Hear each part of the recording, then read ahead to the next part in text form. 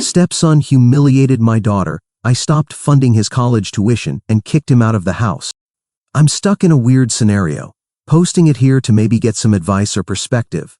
My daughter and my stepson just cannot stand each other, and most of the time, my wife and I are torn in between. Our marriage definitely is taking a hit amidst this fight. I, 49 male, have been married to my second wife, Kyra, 46 female, for 4 years now. She has a 20-year-old son, Jill, from her previous marriage, and I have a 15-year-old daughter, Ellie, from my first. My first wife and Ellie's mother passed away in an accident when Ellie was just 7. Since then, I've been a single parent, taking care of her. Then few years later, I met Kyra. She had been divorced for a while. We instantly clicked and started going out often. We thought we could fill each other's loneliness, but no one warned me how difficult it could be to bring 2 children, 2 very different children, together under one roof. Yes, we knew it would be tough, but didn't imagine it would be this ugly. When we first got introduced to each other's children, it was pleasant from Ellie's side. She was happy to have Kyra in our life. She welcomed Kyra with open arms. Girls need women in their lives, especially in pre-teens. Kyra also reciprocated the love to Ellie. However, the same wasn't true for Jill. I'm not comparing them because my daughter was still pre-teens at that time and was very open to having another woman in her life. But Jill was in the peak of teenage years, and like every teen, he didn't F of what was happening in his mom's life. He was there just for the sake of it. Kyra blamed Jill's father for his behavior, but she assured me he was a nice lad and would come along eventually. We got married and they moved in with us. Jill had no objection to it. They were living in a cramped apartment, and now he got his own room in my 4-bedroom spacious house. I won't say Ellie was thrilled to have an elder brother, but she was okay, and maybe they would have bonded well if the effort were from both ends. At the start, they seemed indifferent to each other, which was a relief. Indifference, I figured, was easier to manage than open hostility. But gradually, I noticed Jill getting wicked towards Ellie. He would pass passive-aggressive comments and subtle jabs about her dressing sense. Ellie would retaliate, but she couldn't fight Jill. Most often than not, she would just take it, her face falling a little more with each passing day. At first, Kyra and I chalked it up to sibling rivalry, but when we realized Ellie couldn't fight him, we would intervene, but that made Jill salty about us. After all, they were teenagers. I thought maybe Jill was having trouble adjusting to a new family, though he'd been 16 when I married his mother. I also assumed Ellie might be quiet and withdrawn around him because he wasn't the kind of elder brother she was expecting. Maybe all of this was just an emotional adjustment for both of them. However, as Ellie entered her teenage years, she stopped taking Jill's bullshit and would fight back. That led to them quarreling like cats and dogs. Open hostility is what we dreaded. They would just fight over every little thing. Kyra and I tried to neutralize the situation, but it's exhausting to be caught up between these 2 kids. I thought it was just a matter of time before Jill would move out for college and things would get better. To my disappointment, Jill chose a college that was at arm's length from our house, hence didn't take up a hostel.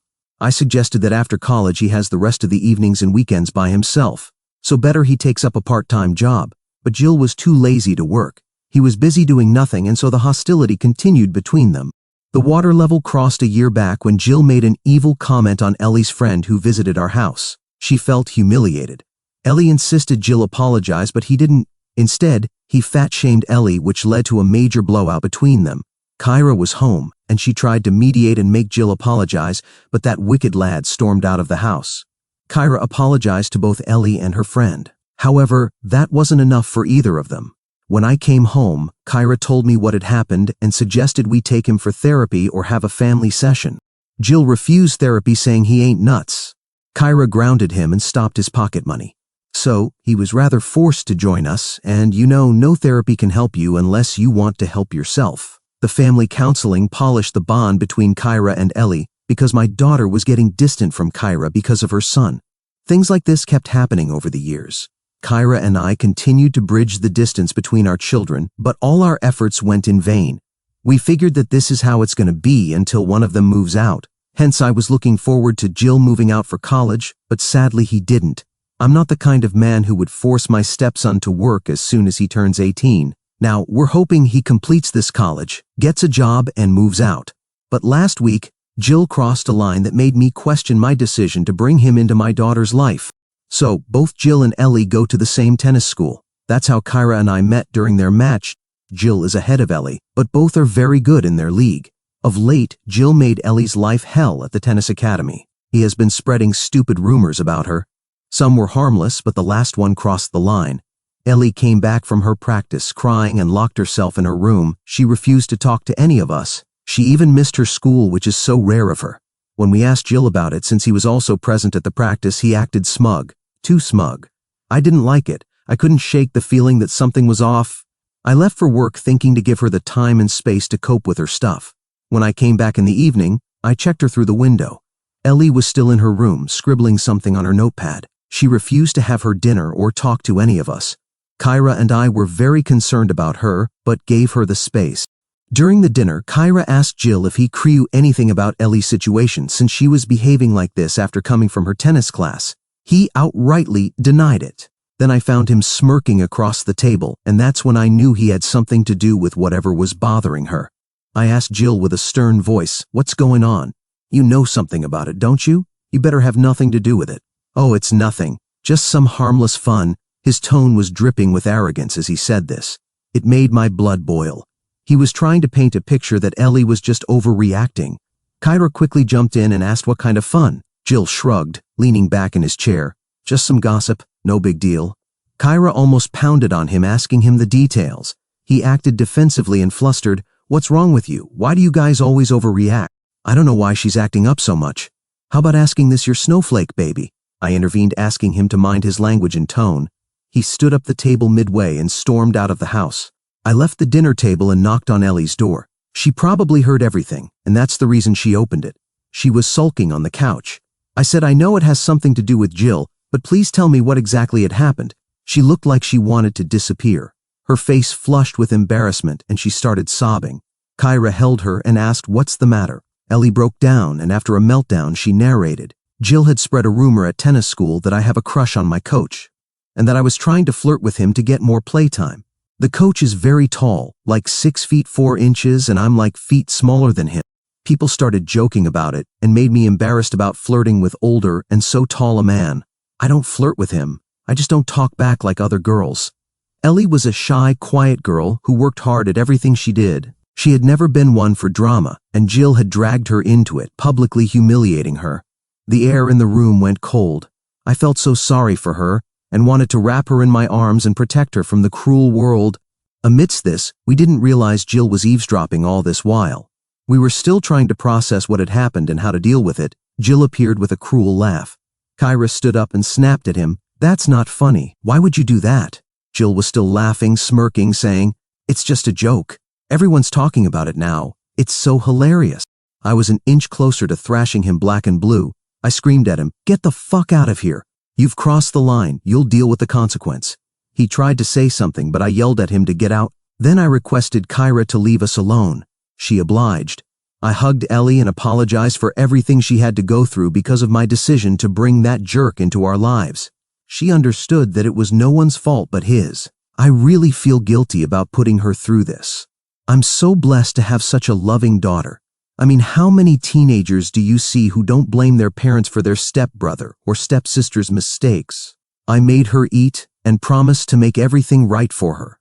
I went back to my room and confronted Kyra about the situation. She was also concerned about Ellie's well-being. We decided to have a serious talk with Jill. This wasn't just a minor sibling squabble anymore, it was bullying, and I wasn't going to allow it.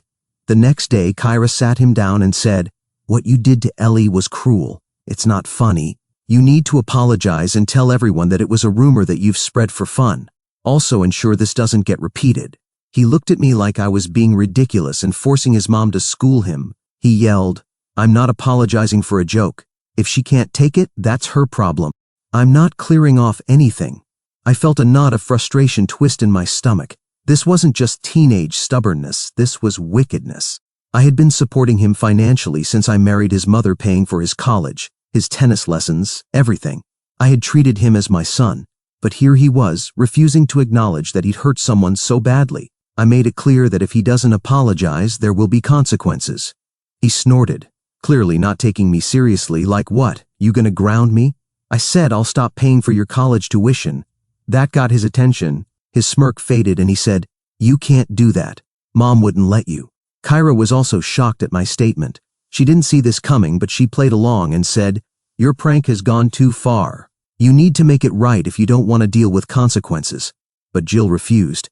He stormed out of the house, slamming the door behind him. Kyra thought I was just threatening him, but I was not. After he left, she asked me, "You weren't serious about cutting him off, were you?" I said, "Yes. I'm gonna cut off his college tuition if he doesn't back down." She got worried about his future and said it was an extreme punishment and we couldn't risk his future. I said then he should take accountability and apologize. She got quiet. She knows Jill is too proud to make things right. I didn't tell her this, but honestly, I feel paying for his college is a waste of money. I mean, he isn't serious about his studies at all. He went to college only to waste his time so that no one asked him to work. He took 4 years to finish high school and 2 years to finish his first year of college. What else do I say? I really want to teach him a lesson, but sadly I have limited options like cutting him off his tuition or maybe asking for rent. But I'm worried that this might affect my marriage. Any better solution to deal with this evil guy? Update 1. So, I remained true to my words. I stopped paying Jill's college tuition. Jill continued his ill behavior and refused to acknowledge the humiliation he caused to Ellie. The embarrassment was so intense for her that she even quit tennis. I told Kyra that Jill's behavior has to be scrutinized before it's too late, but there was nothing she could do. That boy was out of hand. He thought it was a hollow threat, and eventually I would forget it, but I didn't. Soon it was time for his semester fee, which I defaulted. I stood on my grounds. I got several reminder calls and emails from his college, but I ignored it. Then just a day before the deadline, he came to me and said, "Dude, when are you planning to pay the tuition? The accounts guy is chasing my ass." Yes, this was his exact language. I replied, "Don't you dare talk to me with this slang, else I'll shove your stupid accent into your lazy ass and I'm not going to pay for your tuition any further unless you take the responsibility of your action and apologize." Thought that losing something as significant as his education might wake him up. But gosh no, he gave me an annoyed look and said, "You think this would make me apologize, huh?" and then walked out of the house. The next I know, he dropped out of college. Kyra was upset with the entire situation. She said she should have stepped in at the right time and paid for his tuition. Until the last day, she thought I would pay it, but when she realized I wasn't losing my guard, she offered to pitch in. She didn't have that much money in hand. She had to liquidate her savings. She went to the college authorities to ask for an extension, but by then, her entitled son had already met his academic advisor and submitted his withdrawal request. Jill refused to take her help, accusing her of not standing by him. He guilt-tripped her that she favored us over him. Despite his massive ego, he still was lounging at my house at my expense. Kyra doesn't earn much. They were barely able to make the ends meet before meeting me, but she worked 2 jobs to raise him. After we got married, I asked her to take it easy and quit one or both if she wanted. She continued with one. Kyra was devastated by Jill's decision. She tried reasoning with him, pleading with him to apologize to Ellie and go back to school next term. But Jill refused, doubling down on his defiance. After he dropped out, he became worse. He spent his days lounging around the house, playing video games or hanging out with friends, doing anything but looking for a job or taking responsibility. I was amazed to see that he didn't even try to find a way to pay for his education himself. He just quit. It was the beginning of a series of bad decisions on his part. I started growing resentful. I had given him everything, an education, a home, and all the opportunities in the world, and he had thrown it all away, over some misguided sense of pride. After weeks of watching him do nothing, I finally confronted Kyra that Jill needed to be taught a lesson. He was never serious about his studies, hence cutting off tuition didn't bother him much. The next day, we sat him down and said, "If you're not going to school, you need to get a job. You can't just sit around all day expecting us to support you." Jill was on his phone without even looking at me. He said, "I'm working on it." I shot back, "No, you're not. You're sitting here waiting for me to give you more money. It's not happening." He rolled his eyes. "Fine, I'll start my own business. I just need a loan." I stared at him, incredulous. "You want me to give you money to start a business after everything you've done?" He looked me straight in the eye with a defiant expression. "Yeah, why not?" I had tried reasoning with him, tried helping him, but he had no respect for me or anyone in this house. That was the final straw. It was time for an ultimatum. I told him, "You have 2 choices. Either start paying rent and utilities, or you move out." He screamed fine and walked out. We thought maybe he'll be searching for work, but he didn't. He spent his days as usual. I told him he had 1 month to find a job and pay his share. He behaved as if he had eternity to pick up his shit. A month passed, but nothing changed. I asked him if he got a job, and he just nodded, "Nope." I said, "Then pack and leave." He stared at me with disbelief written all over his face. "You're kicking me out?" I replied. "I'm giving you a choice. You're an adult now. If you're not going to contribute to this household, then you can't live here." He just exploded. "You're not my dad. You don't get to tell me what to do." I stood my ground. "I may not be your biological father, but I'm the one who's been supporting you. I'm done. Either you contribute or you leave." He stormed out of the room, slamming doors as he went. Few minutes later, he packed his bags and left. He didn't even say goodbye to Kyra. Kyra was heartbroken, of course. She cried for days, and I did my best to comfort her. But I also knew we had done the right thing. We couldn't keep enabling his bad behavior. He needed to learn responsibility. It was during one of these emotional conversations that Kyra said something that caught me off guard. She said, "I wish I had left with him." I asked what did she mean, and she said, "I know what he did was wrong, but he is still my son and still very young. How can I abandon him? I don't know how he's doing. He's not even answering my calls. I'm concerned about his safety." My heart sank. I hadn't expected her to say that. Of course, I understood Jill was her child, but I had thought we were united in this decision to make him responsible. While I understand it's hard for her, but it's also kinda difficult for us to have him around. Am I an asshole for punishing him? Update 2. Here's the next update. After the last talk, Kyra and I barely spoke for the next week. There was tension and silence in the house. Ellie tried to avoid it all, keeping to her room and schoolwork, but I knew she could feel the weight of it too. Finally, I couldn't take it anymore. I needed to know where Kyra stood. I asked her straight if she really wanted to leave me and go with Jill. She looked at me. Her eyes were red from crying. She said, "I don't know. I love you, but Jill is my son. I can't just abandon him." I made my point. "I'm not asking you to abandon him, but he needs to learn responsibility. If you keep bailing him out, he'll never grow up." Kyra was torn between her love for Jill and the reality of the situation. She said I was right, but it doesn't make it easier for her. Jill was her only son, and sometimes you forget right and wrong when children are involved. I kinda get what she was saying, but I'm helpless. Pleading Jill to come back home was not something I'm gonna do. Maybe if Jill came back and apologized for his behavior, we could have a workaround, but he's too proud to accept his mistakes. It's been a few months since then. After a lot of attempts, Jill finally responded to Kyra and told her he's couch surfing with his friend next town. Though he hasn't come to terms with his actions, I'm glad he's at least found a part-time job. Ellie has started to come out of her shell again. She seems more at peace with him gone. She no longer has to tiptoe around the house, wondering when he'll strike next. The other day she said she wanted to rejoin her tennis school. As for Kyra and me, we're still working through this. I love her, and I hope that in time she'll understand that what I did was for Jill's own good.